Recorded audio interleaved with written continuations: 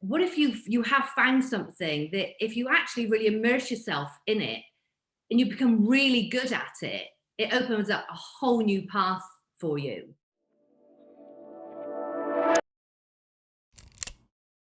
Hello, I'm Sharon from the Coaching Academy, and you're watching Coaching Conversations.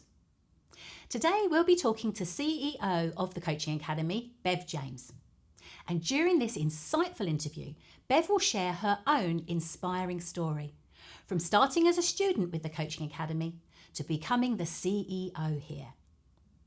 How coaching also helped her overcome her debilitating fear of public speaking, and her top tips for helping others do the same.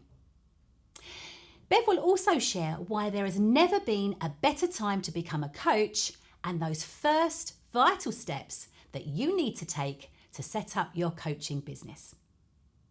Let's jump into the conversation. I first met you when I was doing my DISC certification training. Again, probably back in 2010, 2011.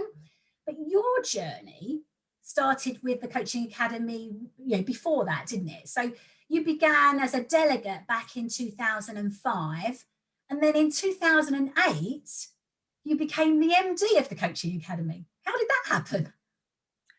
Well, initially, I'd been on the mailing list for the Coaching Academy, so I must have contacted them at some point. And back in 2005, it wasn't emails. We were sent, brochures through the post. And a friend of mine then called me and said, look, there's this amazing course that we need to go on. It's the Coaching Academy. And, it's a 2-day course. It's in London, and I think we should go. And it had been on my radar, but I hadn't got around to it. So I thought, okay, great, let's go. So I just went straight on. I booked it. And then, a few weeks before, I gave her a call and I said, okay, so how are we going to get to London, and staying over, etc. And I was really excited about it. And she said, oh, well, I didn't book. And I said, well, I'm sure it's not too late. You can still come. And she said, oh, no, I'll do it another time. So I thought, okay, well, fair, I'll go on my own. And so when I went along and I saw, the amazing trainers, and my trainers were Pam Lidford, Sarah Urquhart and Skidmore. And I remember being in the room thinking, wow, this is incredible. I was used to being able to make a difference to businesses, but I thought, I've now found something really special. And this is something where when I put my head on my pillow at night, I know I've made a difference to someone. And by what was then, because it was 2 days, by the second day, I was thinking, I found my thing.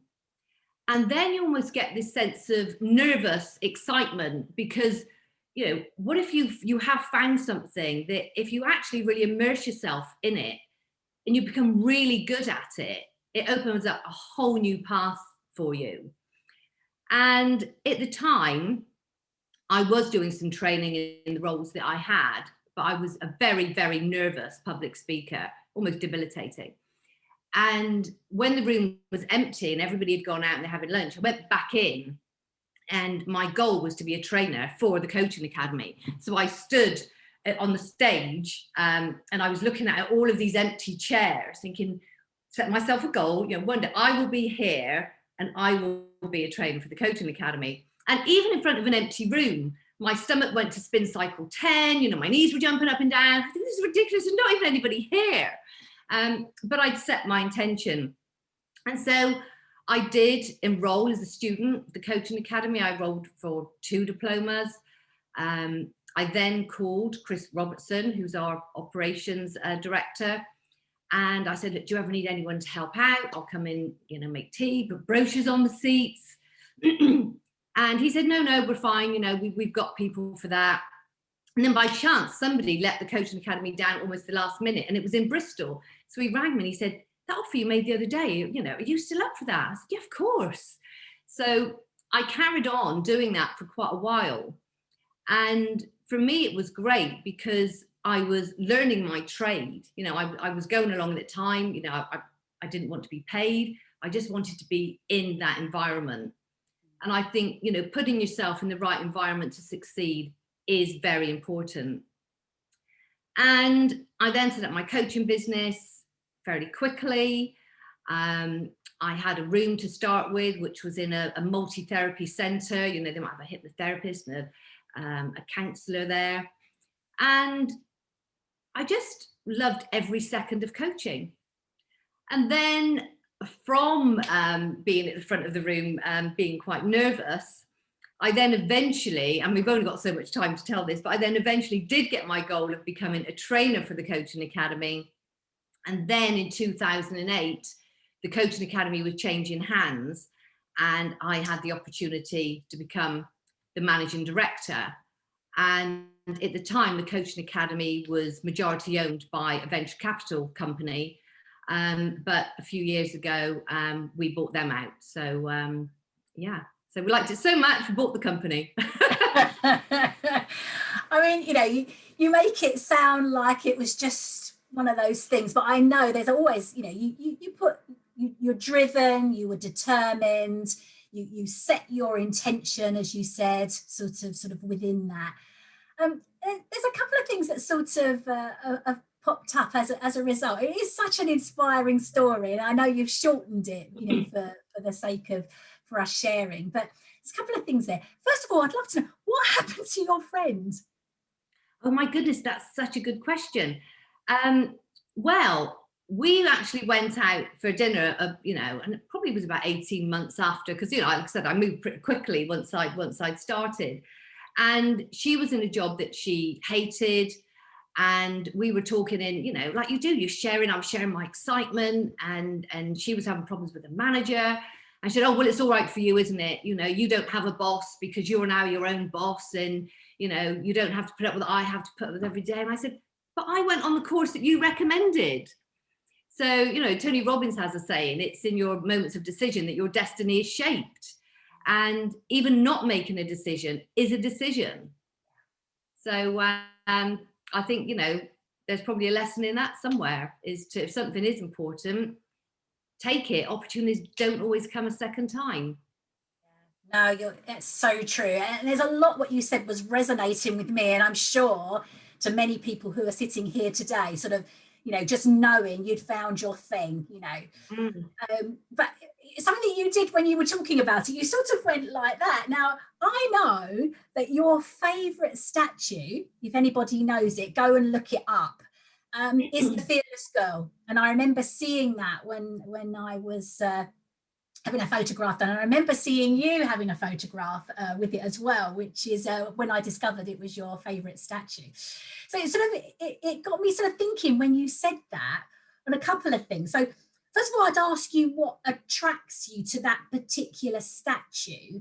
And then you started talking about that debilitating fear. But let's start with the statue itself. So why the Fearless Girl? Well, I discovered the Fearless Girl when I was actually in South Africa. You were talking about Tabletop Mountain just now. And I was there with Kelly Holmes, and we were there for a week for International Women's Day. And she was speaking on stage, and the sculptor was there, Kristin Vispel. And she played this show reel. And maybe we can share it afterwards, Sharon, because it's so powerful. You know, I felt it in my chest. It was like, boom, this is incredible. And the Fearless Girl statue is a young girl. Did I puff my chest out just now? She's doing basically the Superwoman pose. Yes. And it was really a marketing ploy, really. And it was by State Street Global Advisors. And they actually put this statue overnight in front of Charging Bull. And that would have been in 2017. And Charging Bull was really an aggressive financial statement of optimism. And the Fearless Girl in front of him, in bronze as well, was supposed to be standing up to the bull. So it was meant in more of a negative way. It was women standing up to men. And it was also about not having enough women in the boardroom. So that was what it was all about, really. But it wasn't about that for me. For me, you had this little girl that was saying, come on, and, you know, really having that essence and power. So it was great to meet the sculptor. And actually, I got so excited over a few glasses of gin, I actually ordered a bronze replica, because there's some limited edition replicas. It's 2 foot tall, it's bronze. I have no idea what to do with it. It's, you know, it's one of those things you just don't know where to put. But she's incredible. And so that really was my introduction to the Fearless Girl. But I think for all of us, it's just such a positive message. And even when my niece's daughter, who was 4 years old at the time, was having her very first day at school, and she's a confident little girl, and I went round to see her on the first morning, and my niece said, I said, how is she? And she went, we're not saying anything, but I think she's a bit nervous. She keeps going to the loo. But she doesn't know that that can be a sign of nerves. And I said to her, oh, can we take some pictures outside, Naya? And then I showed her the Fearless Girl, and I said, can you do that pose for me so I can get a picture of that? And she was doing her pose. And then you could see her psyche physiologically changing, because it's a power pose. So anyway, sorry to digress on that, but you shouldn't start me on the topic of Fearless Girl unless you've got at least an hour. Oh no, but it is, you know, all of these things inspiring, and you know, sort of how, you know, you were sharing that with your niece. So I didn't know that. That's really nice. I think perhaps certainly for me, you know, when I first met you, and you know, sort of seeing you in front of the room and delivering disc and delivering the training, and you know, being the sort of the MD at the time of the coaching academy, you know, when I sort of first started sort of being in the same room and you training, it'd be very easy to sort of see you as fearless, you know, successful MD, you know, probably, dare I say, glamorous, beautiful, you know, well-dressed woman who was delivering all of this training. Stop it, Bev. You don't know what you're talking about now, Sharon. But I mean, it's true, absolutely true. So, you know, I've always seen you as fearless, and perhaps many people here today, and you know, maybe, you know, some of your clients and future clients sort of see you as fearless, and not even imagining that you would have any limiting beliefs, really. Anyone who's listened to the webinar that I delivered, the 2-hour webinar, I share what my limiting beliefs were, you know, sort of around being a stay-at-home mum, and also, you know, being an Essex girl, and, you know, all of the stuff that sort of went with that, all those sort of limiting beliefs. You mentioned back in that, if you don't mind me rewinding a little bit, about your debilitating fear of public speaking. So what tips would you give people who perhaps have got limiting beliefs and or a similar debilitating public speaking fear? I think for me, with public speaking or anything that you really want to do that might scare you, there has to be a big enough why. You know, why do you want to do it? Because for some things, if they scare you that much and they're not that important, don't do it, you know, unless you have to. But I think for me, I wanted to share a message. It was just before I would then have such an attack of nerves, it would be really unpleasant. And so for me, coaching helped me to get through that. And, you know, if you look at what you want, then you look at the reality of the situation and what options have you got. So basically I'm working through the goal model and what will you do?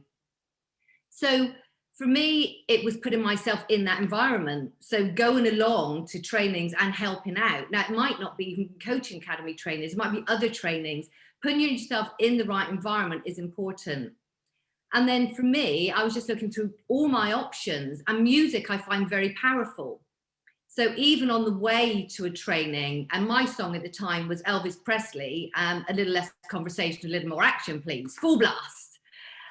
You know, having the right kind of music, standing at the door, speaking to everybody before they come in, welcoming people. So then when you start, you actually know some people in the room, and you feel like you're speaking to friends, learning different techniques, you know, like the lighthouse technique, where you're actually looking across at the top of people's heads, but you can see everyone.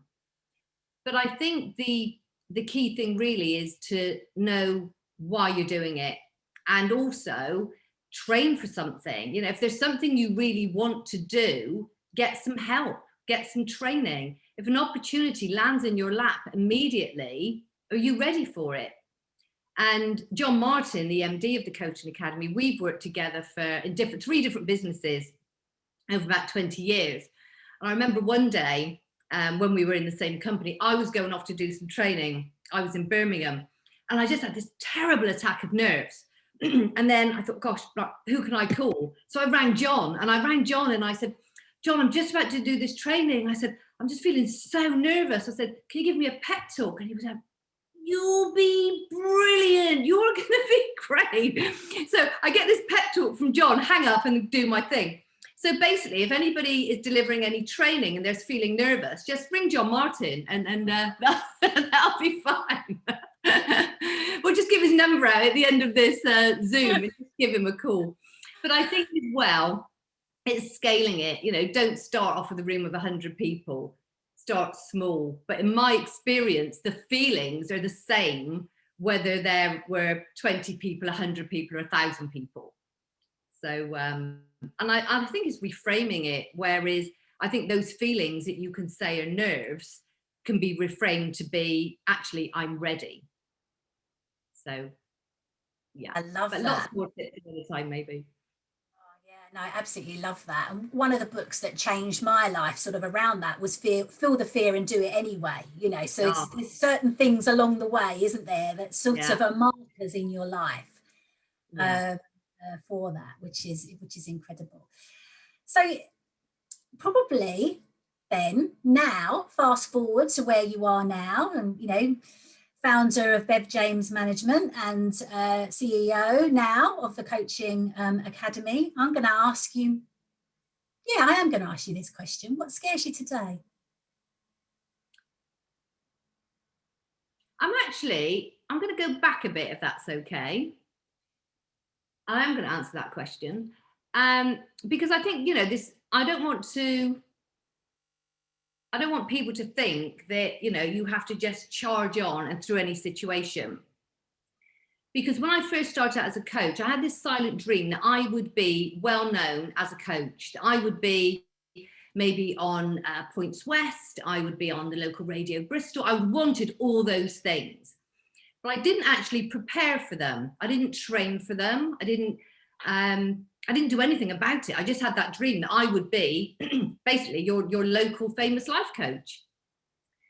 And when I first started my coaching, I had a call, and it was from Points West or HTV, I can't remember which, a Bristol channel. And they said it was New Year and they wanted a local life coach to come on and give some tips about coaching. And I said I was too busy. I'm really sorry, but, you know, I've got appointments, I'm too busy. And I wasn't too busy. I was scared. So I turned it down. There was also a chance of radio, because obviously at that time, everybody was doing something. And if you Googled at the time, Life Coach Bristol, I came up. So I was getting all the opportunities. And in the space of a couple of days, I said no. And then when I watched the other person that they did have on there, and, you know, respect to him for going on there, but that's those times when you sit there and you think, God, I could have done that, yeah, which is even more annoying. And I was so cross with myself that I said no. And I vowed that no matter what, after that, however scared and nervous I was, I would always say yes. And then I would work out how to do it. So I think that was a defining moment. So again, if anybody has said no to something with nerve, that's fine too. But at some point you need to draw a line under it and say, okay, it's fine to be scared. It's fine to be nervous. I think from then on, I mean, even with the management business, you know, I'd never, when I started that, you know, negotiated book contracts, television deals, films, documentaries, you know, all of these things. I didn't have a clue. Actually, don't tell anybody else that. It's just between us, by the way, just between us. But again, I think it's just keeping that mantra, and I often say it is, you know, how hard can it be? You know, just have a go. And I think if you only put yourself out of your comfort zone occasionally, when that feeling comes of discomfort, you can feel that it's telling you to stop. If you constantly do things that make you feel a bit uncomfortable, you become comfortable feeling uncomfortable, and then you just do it. So I think for me now, at the moment, I can't think of a particular thing at this moment, because there's quite often that I could feel a little bit uncomfortable, but it's become comfortable. But I think if you stop and you get in that slow lane for too long, then it could actually be quite uncomfortable coming out. But yeah, there's been lots of things, Sharon, in terms of limiting beliefs that I think coaching have helped me with. You know, I'm not a confident speller. I remember at school having to stand up and spell. And I had such a fear then of standing up and spelling. So at the front of the room, and I remember at the coaching academy, I was with one of the trainers, and we had to do an exercise where we had to just call out, people would say words and you'd write them up on the flip chart. And I thought, oh my goodness.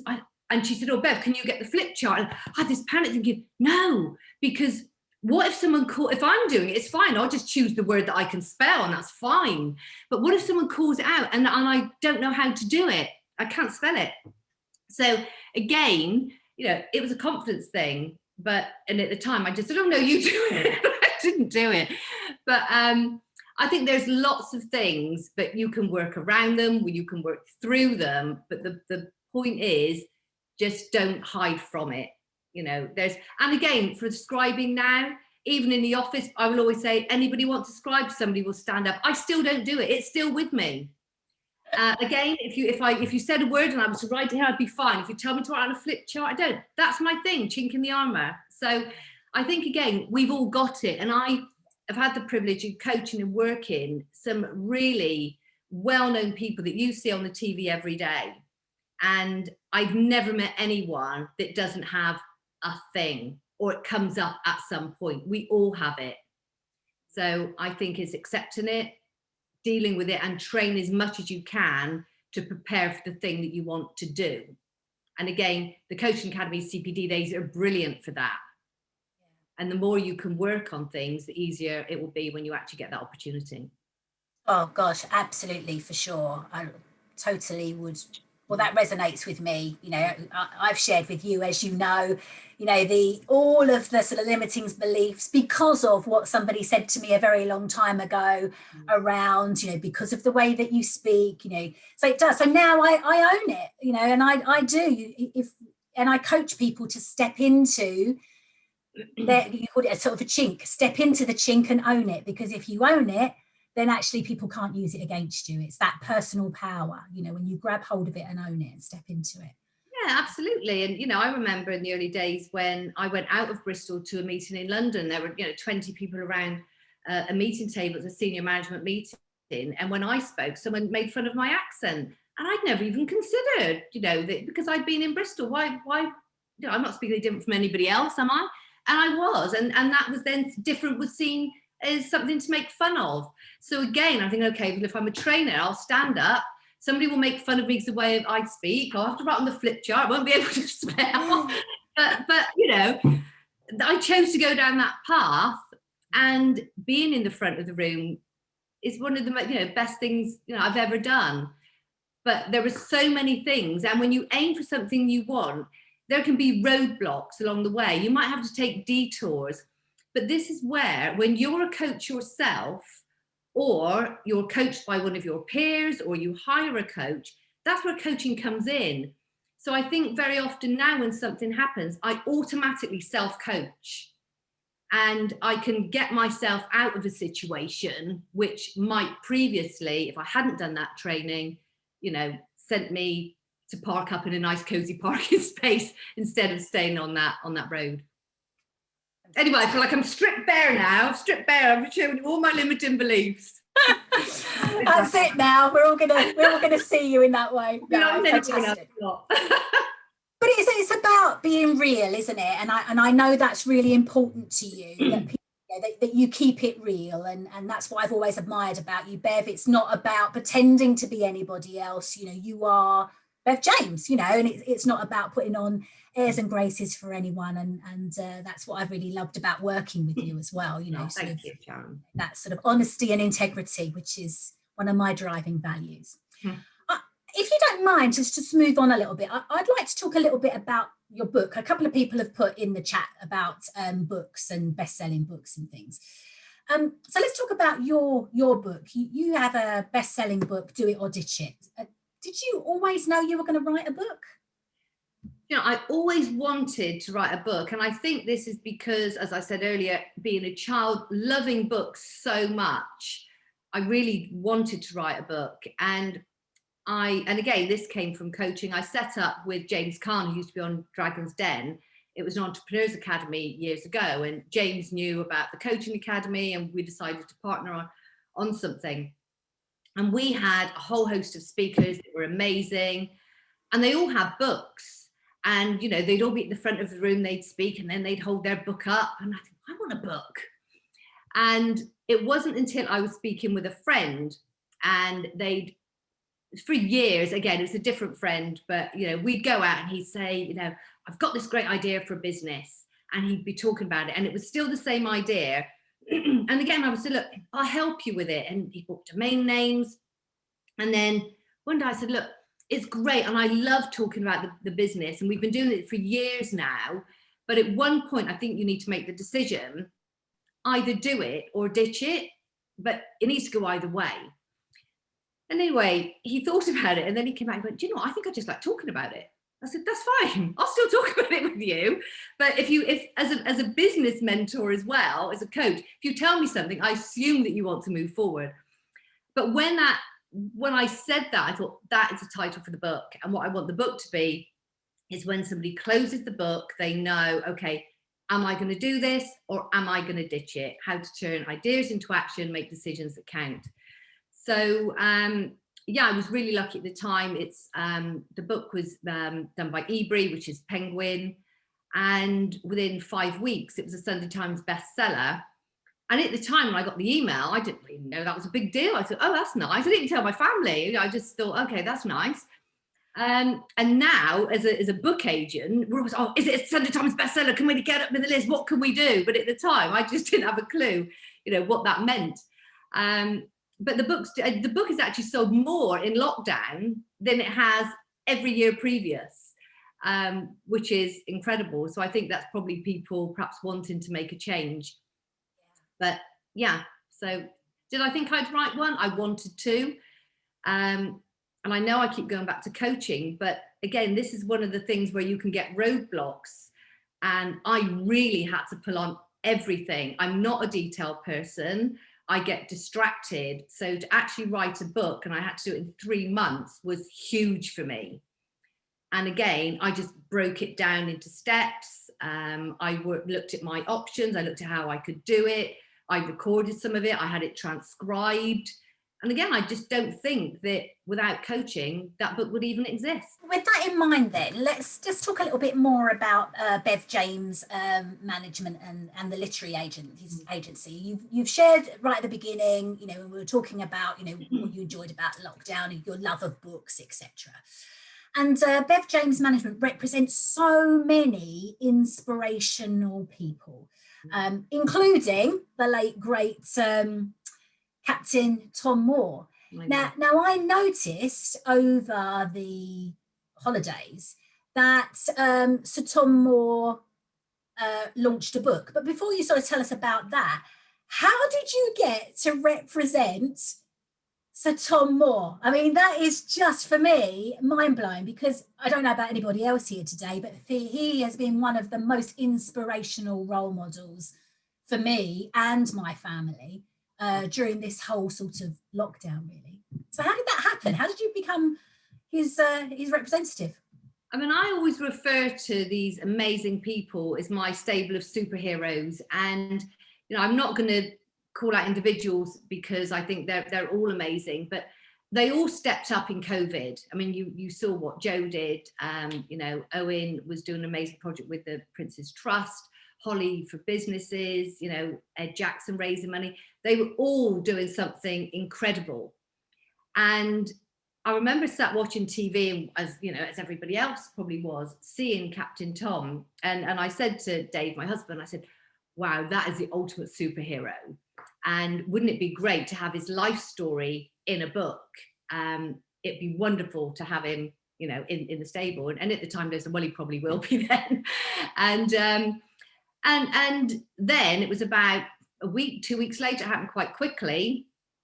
I had a phone call and the family were looking for somebody, you know, there was lots going on for them and they needed some support and help. And my name was mentioned. And then I had a call with the family and we decided to move forward and work together. So for Tom, I've done his amazing book, Tomorrow Will Be a Good Day. There's a children's book and a new book. So yeah, it's been amazing working with him, and he loved his books. And again, if we take this back to what can be achieved, you know, he wrote his first book at the age of 100. Yeah, Tom was so proud of his books. And I think people think, oh, well, you know, you didn't write the book. Someone's done it for you. You know, Tom spent weeks and weeks relaying his story. If you read the book, you know it's Tom's story. And yes, obviously he had a ghostwriter to then put that on paper and to type everything up and to edit. But this is very much Tom's story. I know you represent some incredible talent, but and you said about calling them sort of superheroes. Why is it that you call them superheroes? I think because they're all purpose-led, they're mission-driven, they all want to make a difference in the world. You know, they're experts in what they do, or just incredibly inspirational people. You know, Tom didn't do what he did because of me. That was his own, you know, I'm going to stand up and I'm going to walk, you know, up and down 100 times. It just turned into something amazing. So that they all inspire me. Yeah, I'm just besotted with them. And again, you know, when I get to meet our coaches and we have the International Coaching Awards and, you know, we speak to people, coaches are out there making an incredible difference. And very often, you know, you guys, you know, you've got the superpower that help people achieve their goals. And when as a coach, you ask the right question, you know that you've got a bank of questions, and it's almost like putting a lens on a camera. You know, you've got your wide angle lens question, you've got your zoom lens question, and the right question at the right time really can unlock something special. So yes, the people in the management business are incredibly special, but our coaches are incredibly special because I hear the difference that you make to people every day. And it literally is life-changing for people. So, I mean, fantastic. Well, superpowers. What's your superpower then? I do have a superpower. And I think my superpower would be, I have X-ray vision. So I think I can spot talent, and I think I can nurture talent. And I think, and sometimes for me, it's almost like if someone's got the right message in the right messenger, it's almost like a red carpet unrolls and it goes, boom, that's the path. That's where you go.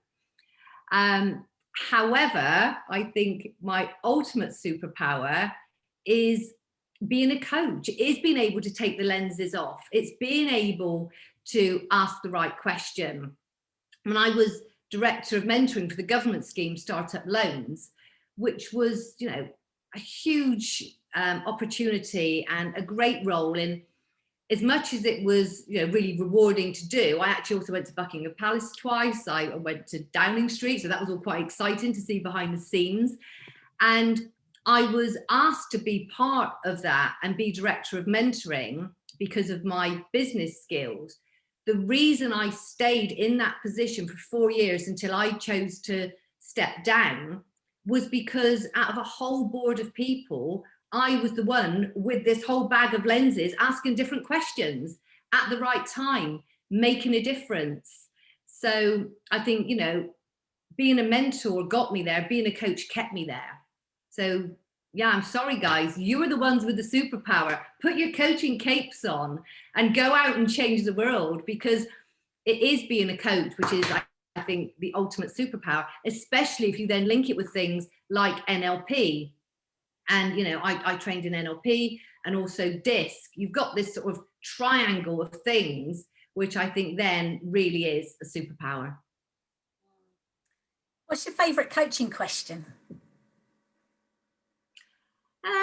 I think a really simple one is very often, you know, what's stopping you? There's a question, and I don't know where I got it from. It might even be a Robin Sharma, but there's one that I've asked people, and it's actually led to coaching business quite often. And there was one guy I was speaking to, and a bit obnoxious, if I'm honest, very wealthy, very rich. And this was in my early days of being a coach. And it was in a bar, and he went, "Oh, so this life, what would it do for me then?" And, really, and I said, "Probably nothing, probably nothing at all. And, you don't need a coach."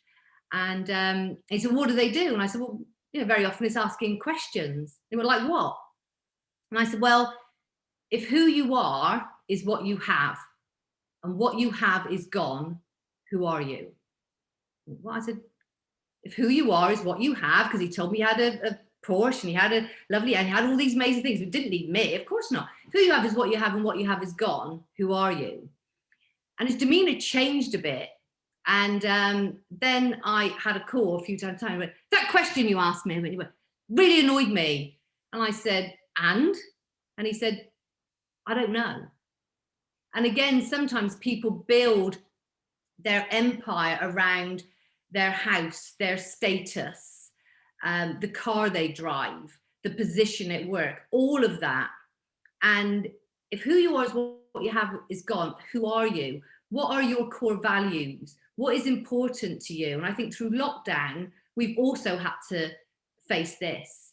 And for me, the fact that my family are all well and healthy, that's all that matters. Being here and feeding my tortoise Jenny some lettuce is sometimes the happiest half an hour I can spend. It's simple. It's not anything fancy. So I think sometimes it's actually getting back to the core of who are you, what truly makes you happy, and what is important, because it's unlikely to be all of these other trimmings and things that we think we should have to strive for and put on our Instagram. Wow, that is just so incredible, isn't it? It sort of like fits back to sort of, we become who we surround ourselves with. Yeah, really, really powerful. So we're rapidly running out of time, but there are two more questions that I'd like to ask you. One of it sort of fits back to, well, it fits really nicely back to sort of who you are, Bev. And you sort of mentioned about your love of books. Now, I know one of the things that I have started doing during lockdown is going for a walk every morning. I go past my local coffee shop, I grab myself a coffee, but en route, I listen to a podcast. And I noticed, because I stalk you, Bev, even though I work for you, I stalk you. And I noticed on your Instagram today that you mentioned a podcast by Ed Jackson and Owen Kane. Is that one in particular you'd recommend? Oh, honestly, guys, please download it. If you go onto podcasts or wherever you get your podcasts and put in It's Good to Walk, which is Ed Jackson, who's a recovering quadriplegic, one of the nicest people you will ever meet. I adore him. And actually, Ed is doing our NLP course, and his wife is also Coach Lois Jackson. She's absolutely incredible. And he's partnered up with Owen O'Kane, who is also obviously one of my superheroes. And Owen is an incredible psychotherapist. And the conversation between the two of them is just wonderful. It's also funny, but there's also some really great points in there about dealing with anxiety, about setbacks. And when you look at setbacks, there can't be much worse than going from, a great big fit, healthy rugby player to diving into a swimming pool, landing on your head and being a quadriplegic within seconds. But Ed has made an amazing recovery. He now climbs mountains, albeit maybe dragging one of his legs up most of the time. But I think that also shows his positivity and perseverance. So it's a great podcast. And the Coaching Academy actually sponsored that podcast because, it was something that Ed got let down at the last minute because of COVID. And so we said, fine, we really want this to happen. We'll sponsor you. First time we've done it, but yeah, and there's some other amazing guests on there as well. It really is a good one. Well, you heard this first. Remember what I said back in 2011 when Bev had a throwaway comment in a training room, follow this person. So you heard first today where that podcast Absolutely. is confirmed. And I know it's in its early stages. And Ed Jackson was known to me, not personally, but my boys are avid rugby players. So we'd heard of Ed anyway. Oh, So amazing guy. passionate. Well, I mean, I'd love you to come back because I've got so much more I'd love to ask you, Bev. So, with your permission, maybe you could come and do another coaching conversations in the future. That would be amazing. But before we sign off, I just maybe you could just share a couple of things. Firstly, maybe what tip or message for success would you give anyone listening today who's already a coach? And then secondly, anyone who's listening today who is thinking of becoming a coach, what would you say? I would say if you're, let's do it that way around. So if you're already a coach, then I would say, there has never been a better time to be a coach. I mean, back in the olden days, when I started, social media didn't exist.